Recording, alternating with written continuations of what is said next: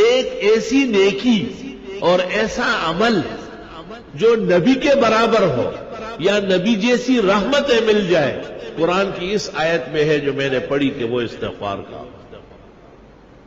یا تو نبی کی وجہ سے بچتے ہو یا استغفار سے بچت، خوب استغفار کیا گیا۔ بعض راتیں مناؤ باقاعدہ، بعض اوقات منا لو کہ بھئی میں سحری میں اٹھوں گا اور سورج نکلنے تک استغفار کروں، اور میں جمعے کی نماز کے لیے 2 گھنٹے پہلے آؤں گا،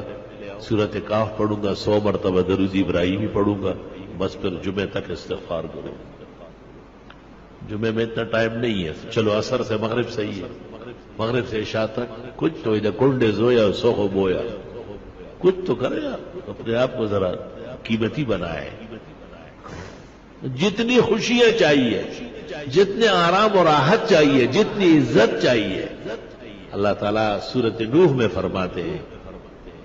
فَقُلْتُ اسْتَغْفِرُوا رَبَّكُمْ، استغفار کرو وہ مل جائے۔